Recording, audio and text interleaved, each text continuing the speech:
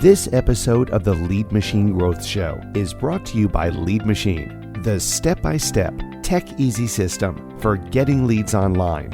Are you ready to start attracting your ideal audience right away?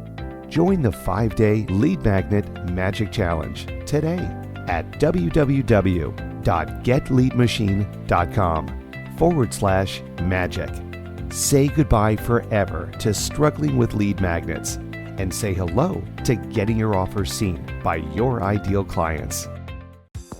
Welcome to the Lead Machine Growth Show, where you will discover how to tackle your tech, master your message, and design your dream. Paul Guyan, the mastermind behind the Lead Machine, introduces you to trailblazers who inspire you to implement life-changing solutions and systems you can model to nurture your leads and get your offers seen by your ideal clients who will invest in themselves and you.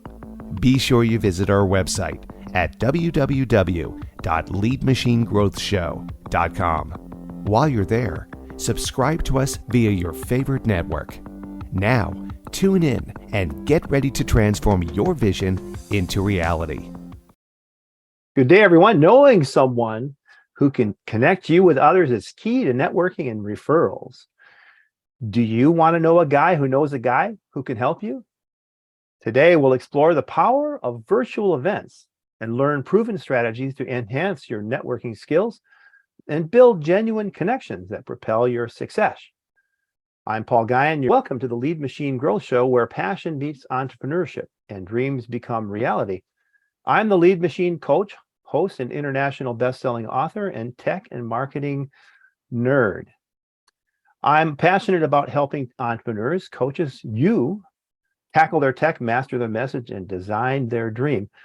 Are you ready to unleash your full potential and achieve extraordinary results?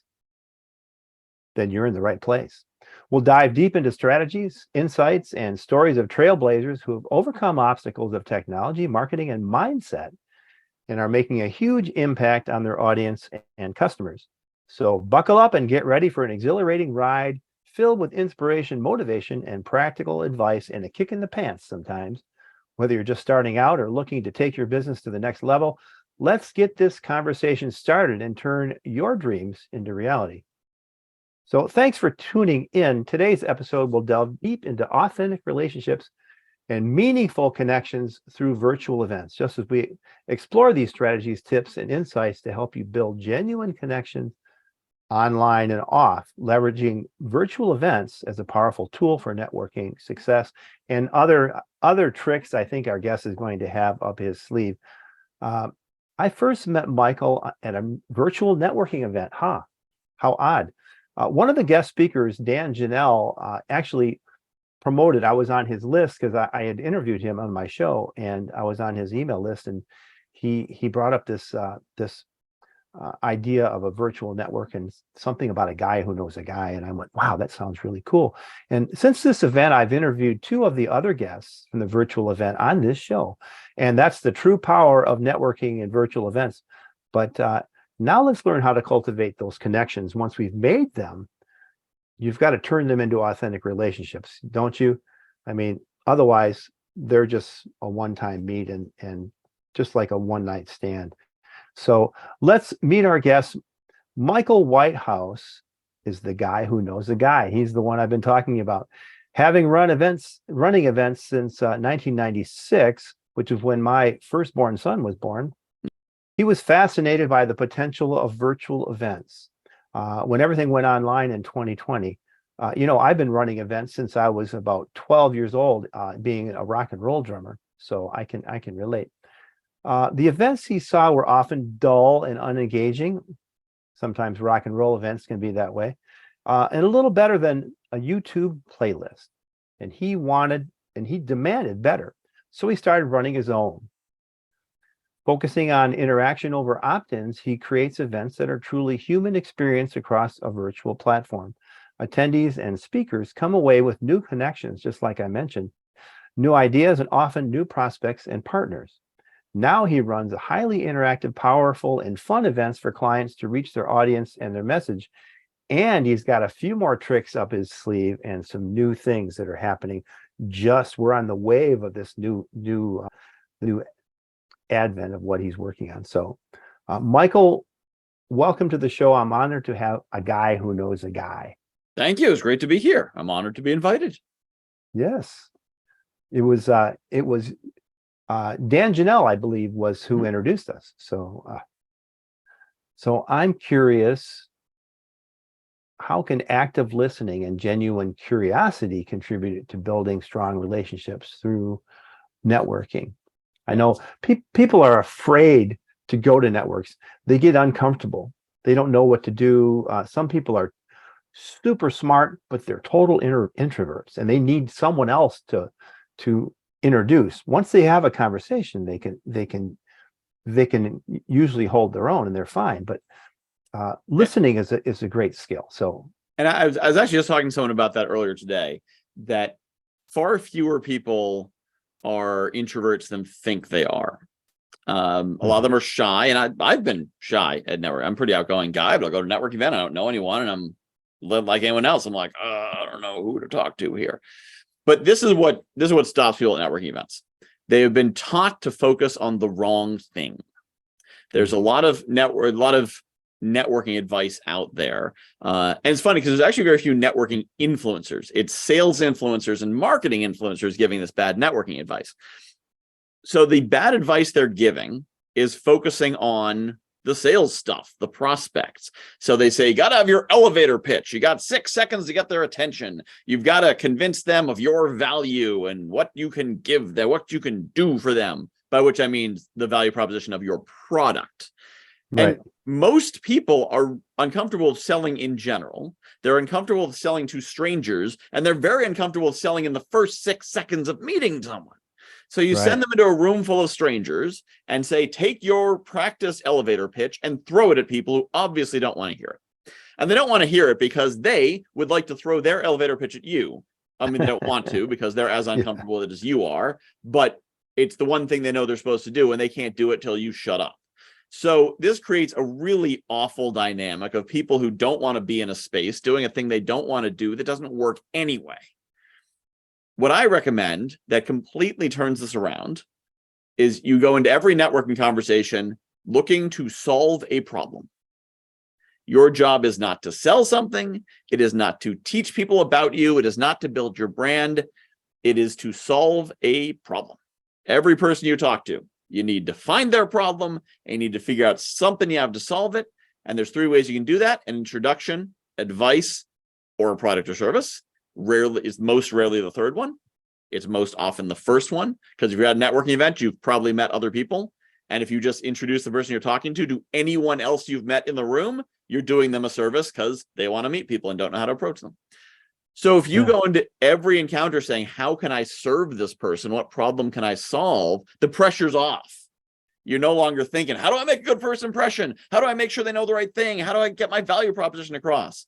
You're not doing any of that. You're starting by asking them questions. What do you do? Who's your ideal referral? Who's your ideal person to meet here? You know, if this was the best networking event of your life, when you go home, what happened to make it that? Questions like that elicit the answers that let you serve them. After you spent 2, 3, 4 minutes asking them about themselves and how you can help them, they're going to be desperate to find out what you do. You don't have to push your elevator pitch on them. They're going to be saying, Paul, please, for the love of God, tell me what you do. You're helping me. You've already given me 2 pieces of advice and pointed out one person I should talk to. And I'm sitting here like a lump receiving this value, and I need to give back. How do I help you? So by giving first, you create the desire in the other person to give back. And not everyone. Some people are going to be like, thanks, bye. Cool. On to the next person. Go serve more people. But they also might say thanks, bye, and go to the next person and be like, oh, I just talked to Paul. He's the nicest guy in the world. You've got to talk to him. He is so helpful. So that's what I recommend for people who are uncomfortable with those networking events, is go in with a desire to serve and solve problems. And if you do that, stress goes away and you will make the impression you want to make. Yeah, I'd have to agree with that. You know, people, when you get people talking about themselves, that's what they want to talk about. And if you never told them anything about yourself and you just focused on them, like you said, they'll go, that was the best conversation I've ever had. Who was that masked man? It was all about them. So what is the best way to introduce yourself once you've kind of broken your the ice, and to convey that? Because we're all itching, and we all, okay, we can serve and serve, but they're gonna come down to, well, what do you do? Mhm. And so what do you do? Well, I'm a realtor. Well, I got a realtor. I don't need to talk to you. So Yeah. there's got to be a better way. So there's a 7-word introduction that I learned from a coach named Mitch Russo, and it creates 2 sentences, and these 2 sentences are going to create questions. The first sentence starts with, you know how, and the second sentence starts with, what I do is. So, for example, as the fun virtual events guy, you know how most virtual events are kind of dull and boring and hard to sit through? What I do is create fun, interactive, engaging virtual events where people make a lot of great connections. And when I say that, you probably have questions. And the questions could be, how long are the events? Or what are the topics of the events? Or do they cost money? Or how often do you run them? Or how'd you get into that? It doesn't matter what the question is. You've got a question. You're going to answer it. And now I can talk about myself. And the great thing is anyone can do this format. So you mentioned a realtor, right? You say, I'm a realtor. People are like, yeah. The only thing worse than saying I'm a realtor is saying I'm a realtor and then explaining it. Because the number of times I've heard a realtor say, as if it's the first time it's ever been said, I'm a realtor. So what I do is I help people find their perfect home and get a good price for it. And I make the process simple for them. So if you know anyone looking to buy or sell a home, have you heard this from every single realtor you've ever met? It's like a script for them. And as soon as they say I'm a realtor, I'm like, you can stop there. I'll finish it for you if you want. Or we can just save a minute and you can explain it. But if instead you say, you know how buying a home can be the most stressful process that someone ever has in their life? What I do is make home buying as easy as picking up a newspaper. And now, because realtors do different things. Some get you top dollar for your house. Some find you the perfect home. Some make it super easy. Some, deal with the more complex, find hard to find homes. They do different things. So with the, what I do is, now you're interested. Because now you say, how it's the most stressful thing ever, that you're going to say that maybe you bought a home in the last few years and you're like, oh my God, it was so stressful. Yeah. What do you do to make it not stressful? A question is going to come from that. Now you're into a conversation. It's similar to if you're dating, the purpose of a pickup line is to start a conversation. No pickup line closes the deal. It opens the deal. So the introduction, never going to close the deal. It's going to open the conversation. So by using the 7-word intro, the 6-figure intro, as I call it, that will open the conversation, trigger those questions, as opposed to, I'm a financial advisor, I'm a life coach, I'm a fractional CFO, whatever it is. Most times those titles end the conversation. I know what that is. We don't need to talk anymore. I don't need one. Thanks. Bye. On to the next one. Right. One of my mentors and former clients and speaker at some of my events, her name is Ann Convery. She's a public media trainer. So she trains people how to be on the nerd who made this discovery be on Oprah. She would teach them how to do that. Appeal to the lizard brain is what you're doing, is and exactly what you're saying is you're opening that up when you say, how people really struggle with technology and they don't know how to do anything. They don't know how to put up or get leads online. Well, what I do is, and so people lean in when they hear things like that, because they struggle with technology and they don't want to deal with it because it sucks. And there's so much of it, you don't even know where to start.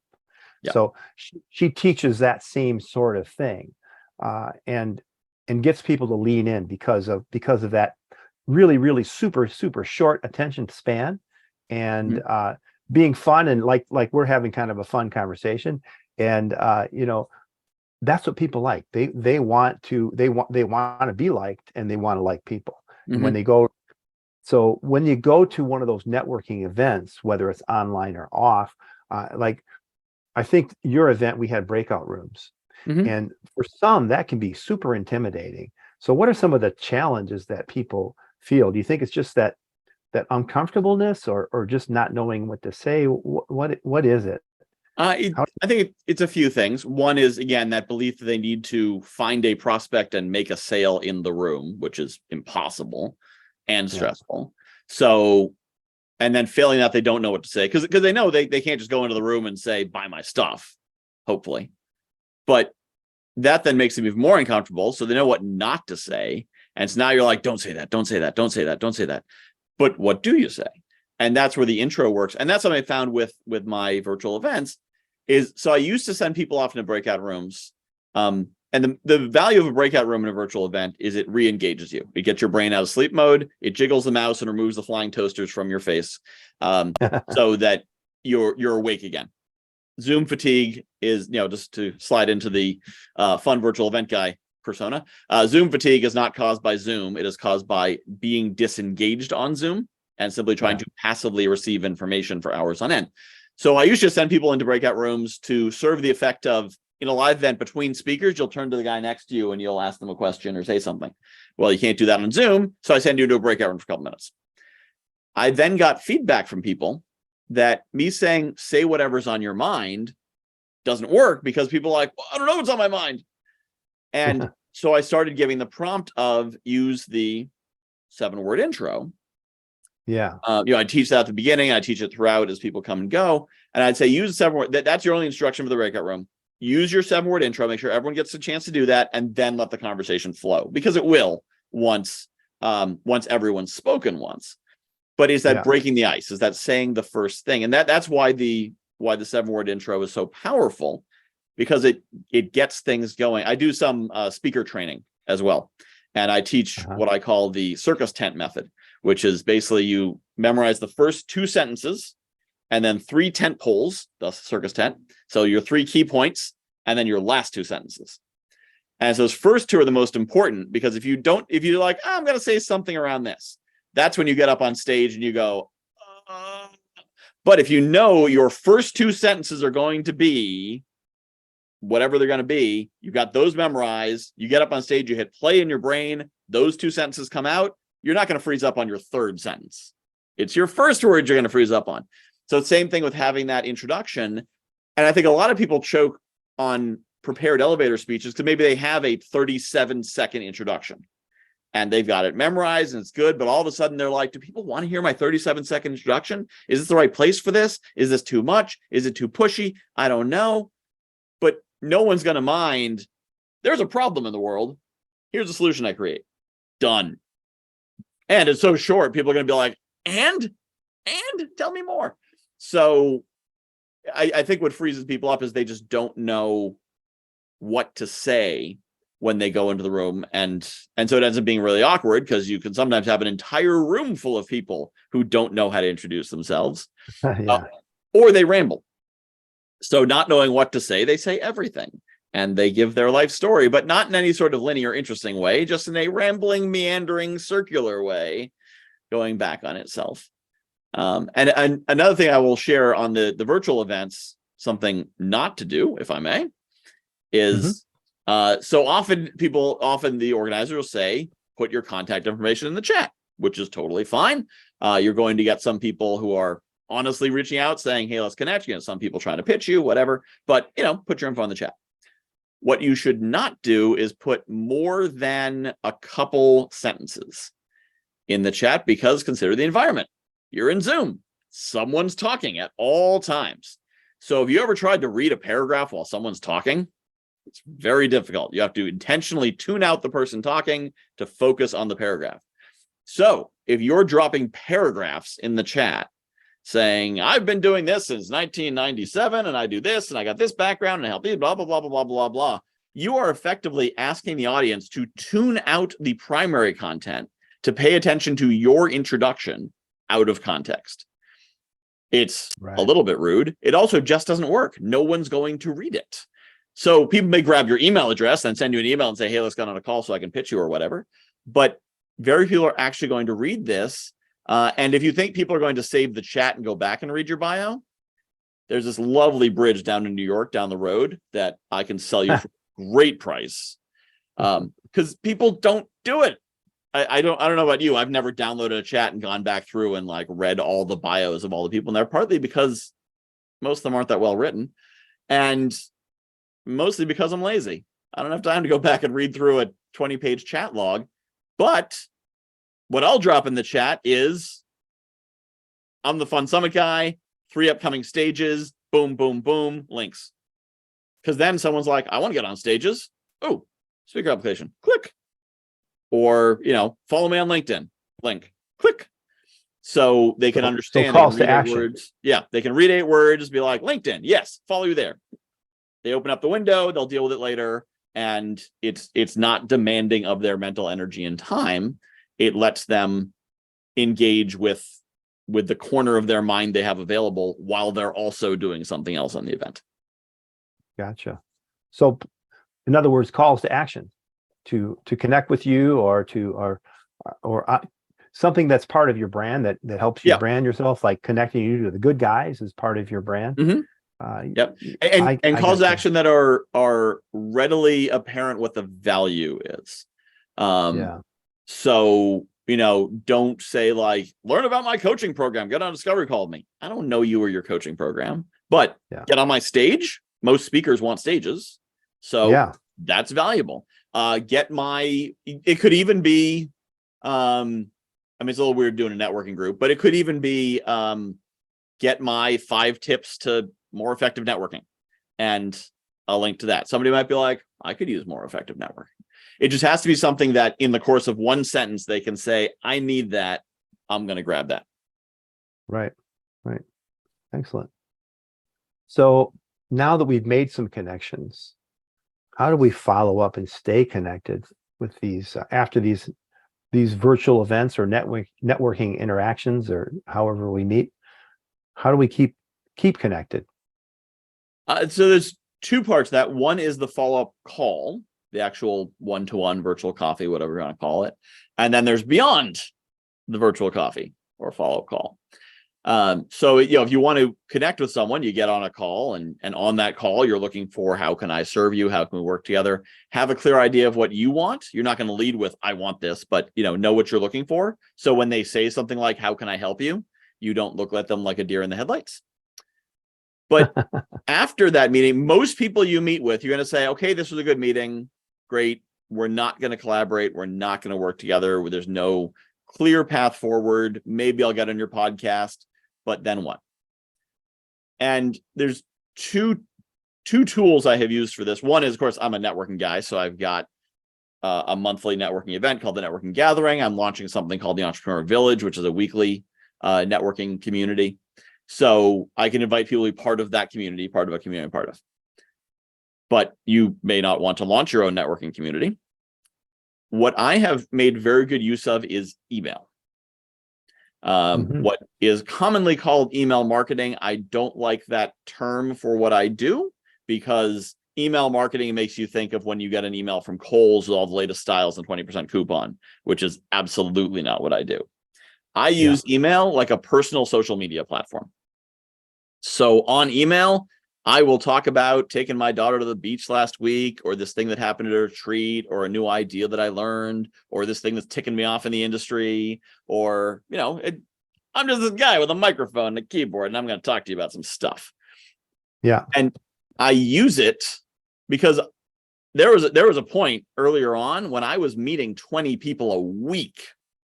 I couldn't follow up with 20 people a month. I probably couldn't follow up with 20 people a quarter and still have a business doing anything other than following up with these people. So, I was meeting sometimes 70, 80, 100 people a month. And there's no way I could effectively follow up with all of them. There's no point in having one meeting with all of them and then never talking to them again. So I started using email, email marketing tools, and sharing content that was me, my stories, my opinions, my ideas. And then I started sharing a resource letter. So after the signature, Michael Whitehouse, the guy who knows a guy, here's some great things from good people I know you may be interested in. And below that are resources.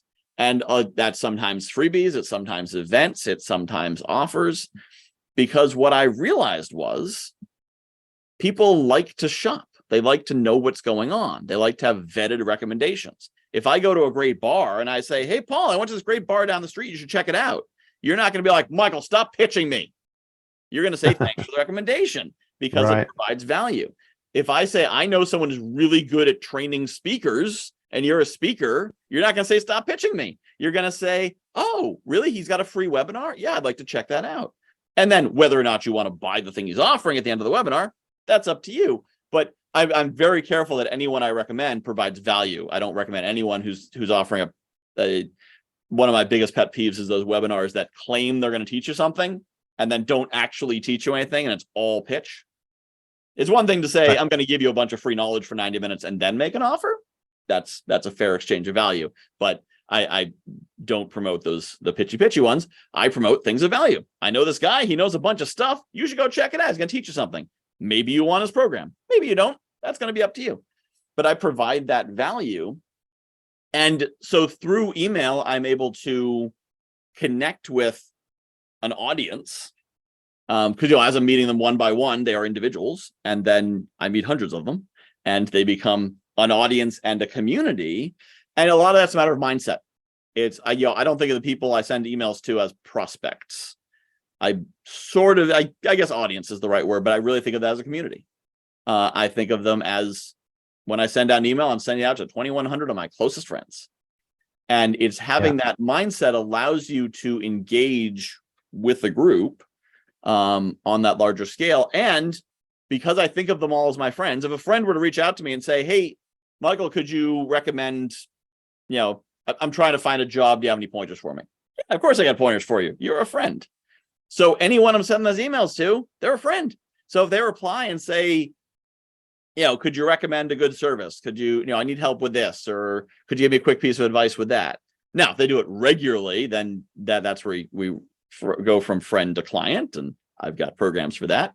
But if they just need a little bit of help or recommendation, I'm happy to do that for them. If they need an introduction to someone, hey, I'm looking for someone who can, I don't know, my wife's having issues with her blood sugar and she can't get under control. Do you know someone who specializes in that? Yeah, sure. I'll connect you to my guy who does that. I'm the guy who knows a guy. And so because I treat everyone like a friend, I don't keep score. I don't worry about what they've done for me. I help them out. It effectively creates something like friendship at scale. Because I've always been actually really bad at maintaining friendships in the traditional way of like sending birthday cards and flowers and remembering wife's names and whatnot. But most of that is a placeholder for the actual service we do for people we're in a relationship with. So the reason why you want to make sure someone sends you a card and remembers your birthday and all that is because that's a placeholder for, if I need them, they're going to be there. And so because they kept doing these things, they'll probably be there when I need them. So I can invoke generalized reciprocity. I will serve them. They will serve me. And we do it in these micro connections. I'm bad at the micro connections. I just do the service thing. So, I'll connect people to people that they should know, and I'll provide resources and teach them things and whatnot. And so it creates a generalized reciprocity dynamic where I don't have to keep track of what I've done for them. They don't have to keep track of what they've done for me. And I can help people at scale. And because, if you get serious networking, you're going to meet a lot of people. So you can't just, I guess the other way to do it would be have some kind of advanced technology that keeps track of follow up with this person and send this and whatnot. But at a certain point at that scale, you're still using technology to connect. You're just using technology to make it look like you're individually paying attention. The software that sends out a heartfelt greeting on their birthday that you didn't write. So I just stick with the authenticity. But it ultimately comes down to coming at it from the right place. Whatever technology you're using, whatever systems, processes, whatever, it's about how are you thinking about the people that you are interacting with? Are you thinking of them as prospects, as piggy banks, as something that you can hit, pinatas to hit with a stick and make candy come out? Or are you thinking them as people that you can serve and provide value to? And in the due course of time, value will come back out of the value you put into the universe. And I like the second one. I agree. So how in the heck you've got all these connections? Is it through the the virtual events that you've gotten all these opportunities to connect with people. Let's talk about for a minute about your virtual events. Sure. No, the connections didn't come from the events, although many have come from since. Because I started running the events at scale to I run about 4 a month now. That started in February of this year. But I got started just by going to originally, before I knew how to discern, I went to any networking event I could get invited to, because there's always good people at every event. Even the worst events have a few good people. And then I started learning how to find better and better events. So there's a higher density of people who were really worth connecting with. But the virtual events I started running because I love meeting people. I know that's a surprise, probably a shocking plot twist that I like meeting people, but I like meeting people. I like going to events to meet people. I like going to in-person events to meet people. Well, that costs, gas and hotel and flights and all that. So I saw virtual events. I'm like, this is going to be great. I can just sit on my computer and meet people. How awesome is that going to be? Except the events I went to didn't do that. It was a lot of pre-recorded events. It was a lot of talking head events where it's just speaker, blah, blah, blah, blah, blah. And so I'd go to these events and I'd sit there for 6 hours and not meet anyone. Well, I usually wouldn't stay that long. I would sit there long enough to realize I wasn't going to meet anyone, and I was out. If I want to watch a YouTube video, I'll watch a YouTube video. I don't need to sit at an event at a certain time to listen to someone talking to me.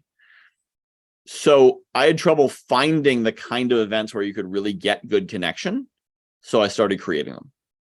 And it was a long journey of trial and error, and some things worked and some things didn't work, and some things worked and then didn't work because the world changed a couple times in the last few years. But what I ultimately settled on was a 6-hour format with 10 speakers, where each speaker speaks for 15 minutes. And then there's some kind of interactive block in the other 15 minutes. So it's alternating speaker interaction. And we'll do breakout sessions. We'll do hot seats where someone steps up and says, hey, I've got this challenge. And any of the speakers who are on the call who have insights can share them, which is tremendously valuable.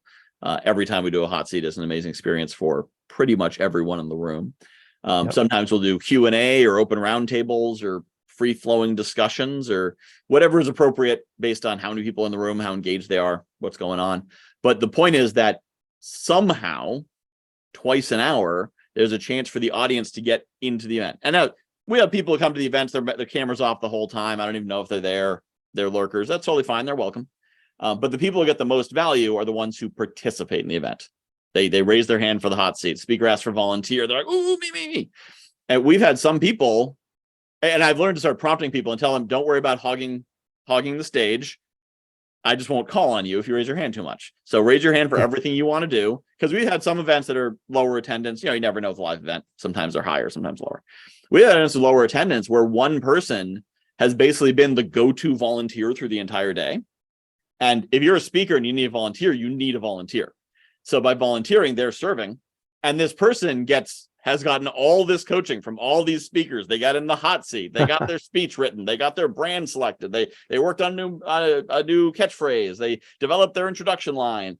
And they come out of it, they're like, and that was free? Amazing. Because they raised their hand. But obviously I prefer to have an event where there's more people and more hands are going up. And so, but sometimes it's just an amazing experience because we get to watch one person take this journey from one speaker to the next and next. But the point is, the goal with these events is always to create interaction with the speakers and the audience. So the speakers meet each other. So they often find new friends, partners, joint venture partners, clients, mentors, whatever.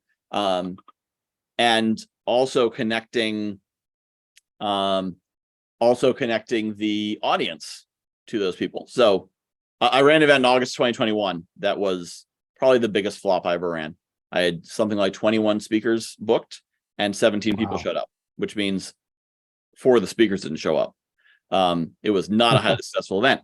And I said to the speakers, sorry, the event didn't go well because no one showed up. And one of the speakers said to me, what are you talking about? What do you mean no one showed up? What am I, chopped liver? There's 17 people here. Yeah. And not just 17 people, 17 best people. There's 17 speakers. There's 17 professional experts with audiences and a lot of experience. And there was none of those pesky audience members in the way. So they could just hang out with each other. and it basically turned into a mastermind.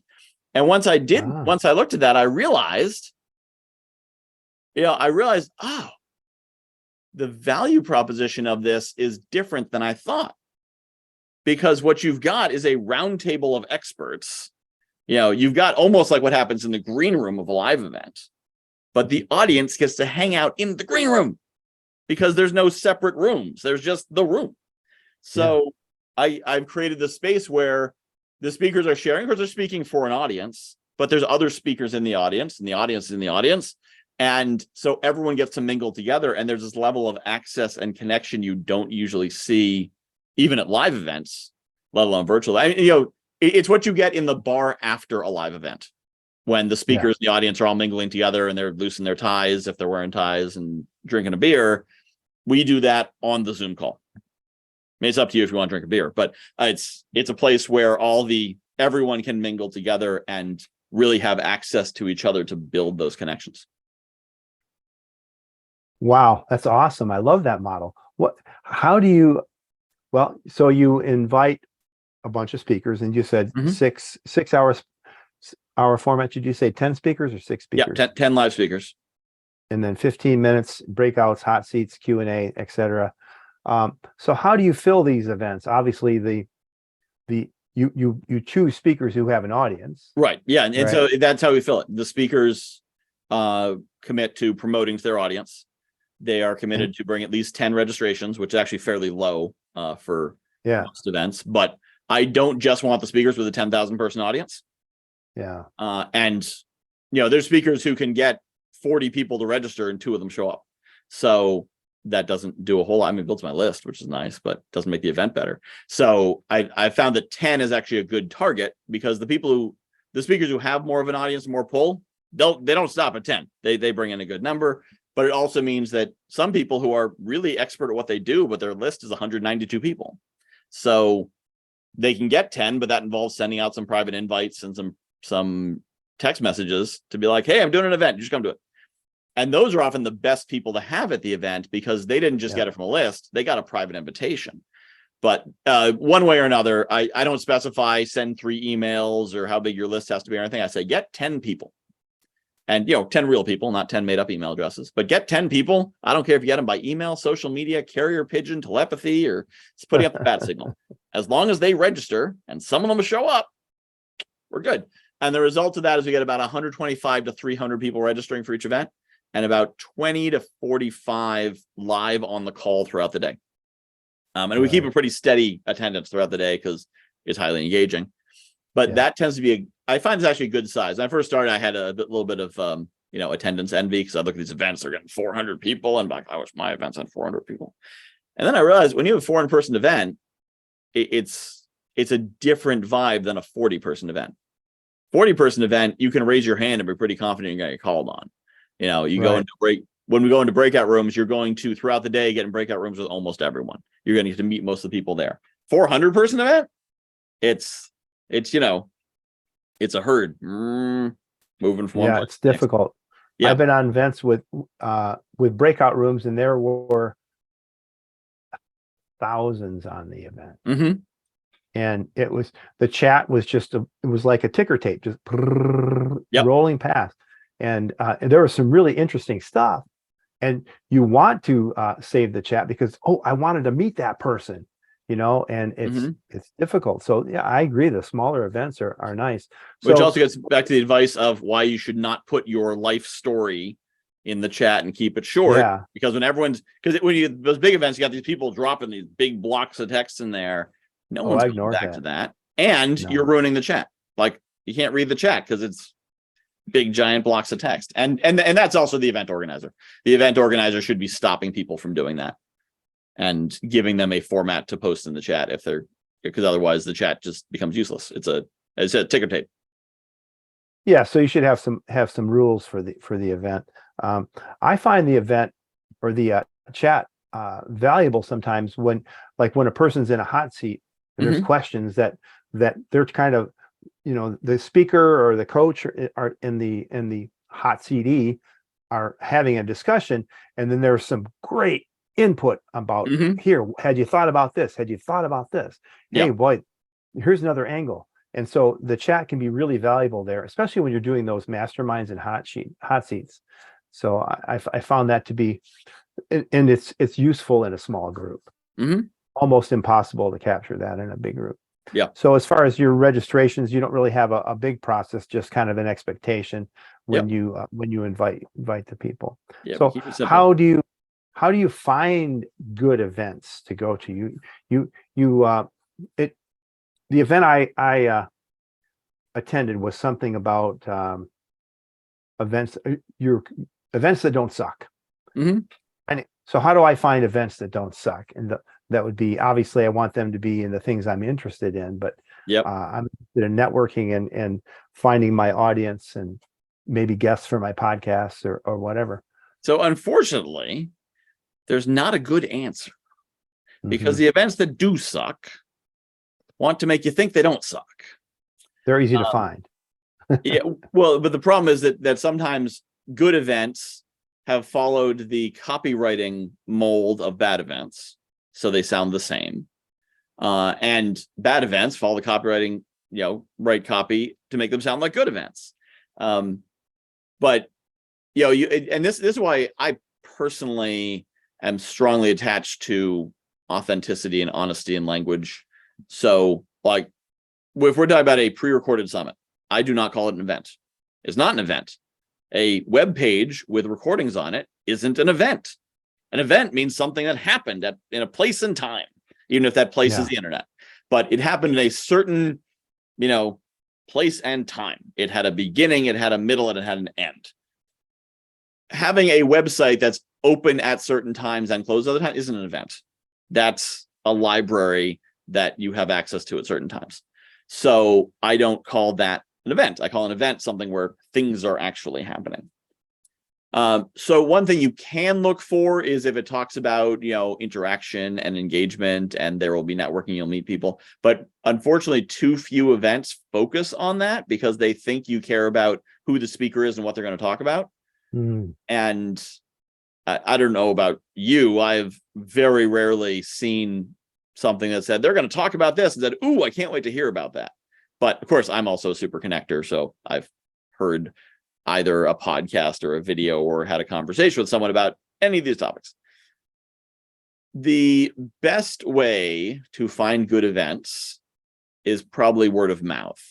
So talk to people you know and ask them, what good events have you gone to? Now, the challenge is a lot of events are standalone one-offs. Somebody runs an event once. Oh, I went to a great event last week. Are they doing it again? No, they're not. You missed it. So that's the other challenge, is somebody might run a good event and never run it again. But it's unfortunately, it really is a mix of, ask people, trial and error, go to events. I would say there's a lot of free events out there.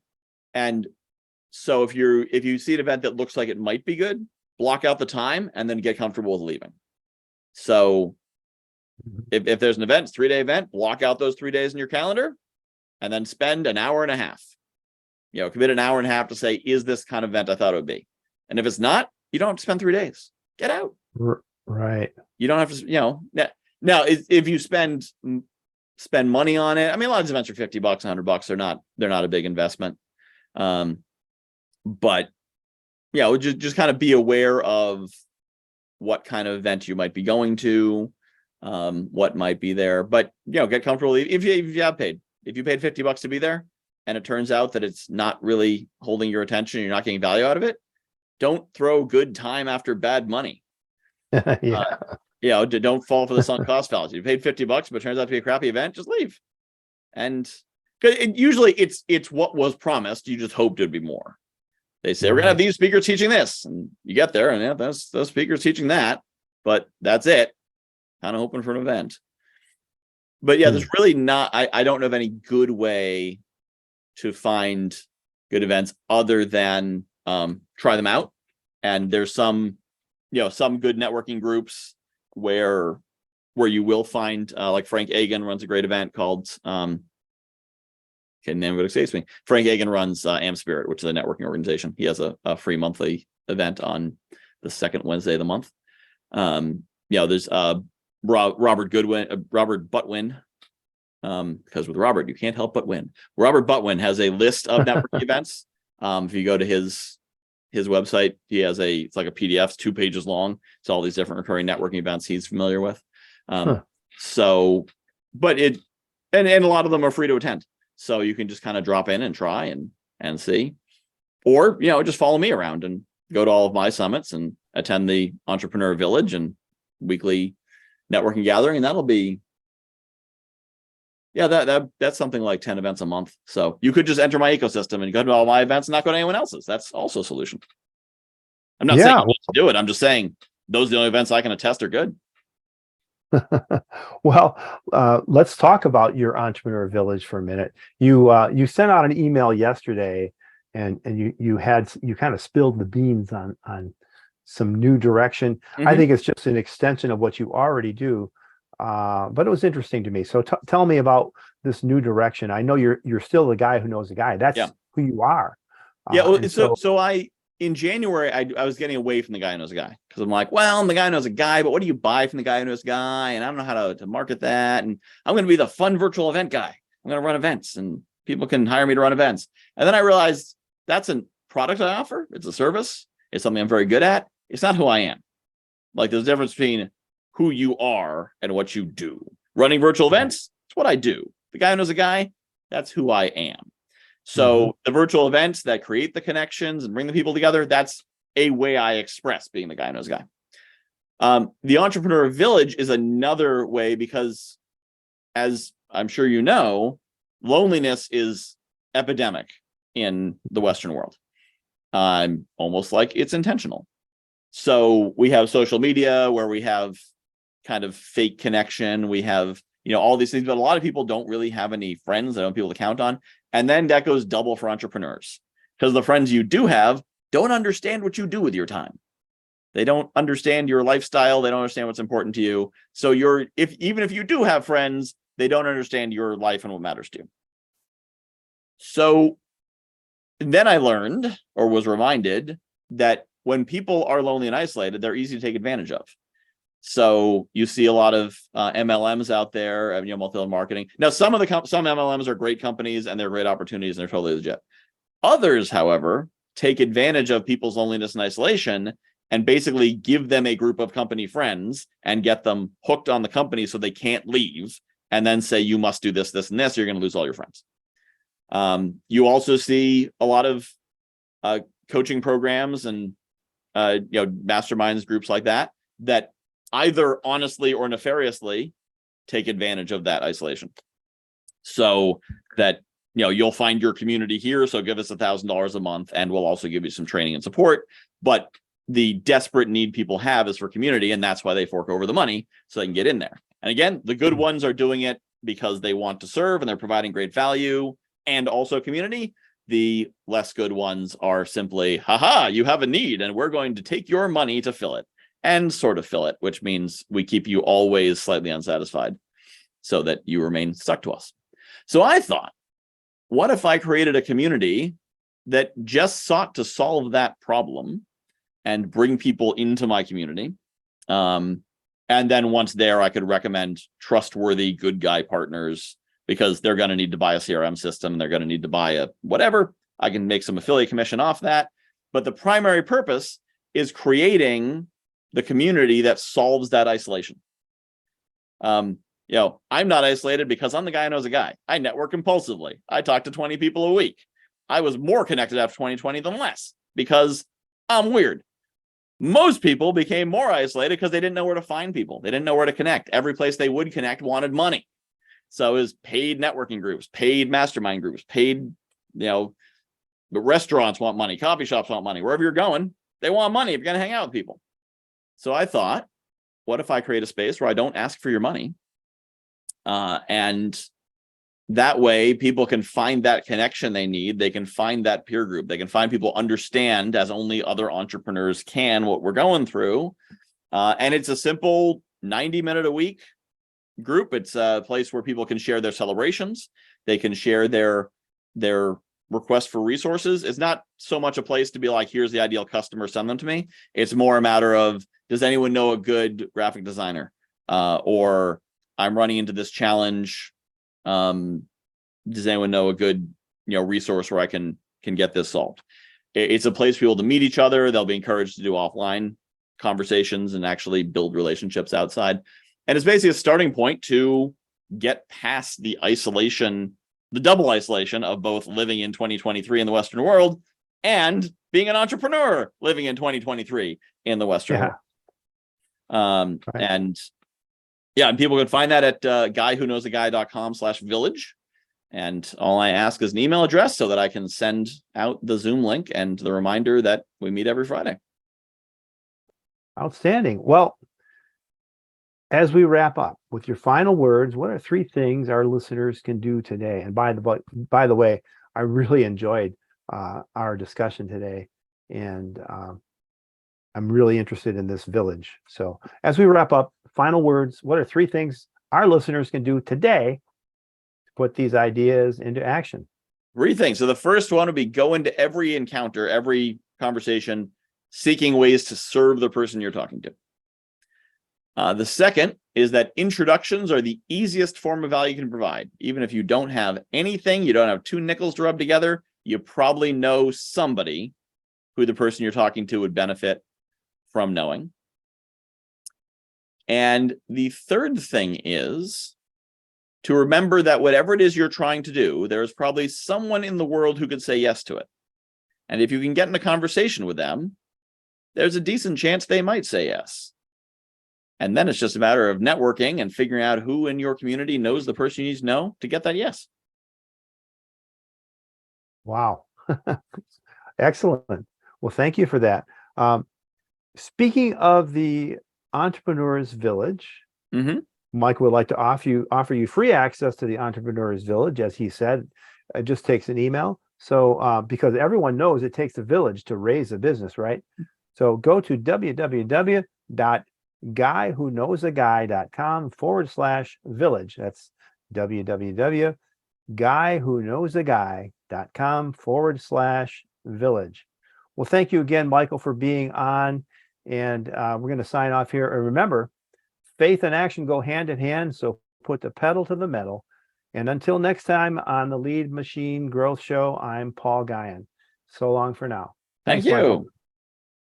Thank you for tuning in to the Lead Machine Growth Show with Paul Guyon, where we show you how to tackle your tech, master your message, and design your dream so that you can transform your vision into reality. Remember to visit our website at www.leadmachinegrowthshow.com and enjoy even more great episodes like this one. Again, while you're here, subscribe to us via your favorite network. We look forward to seeing you next time on the Lead Machine Growth Show.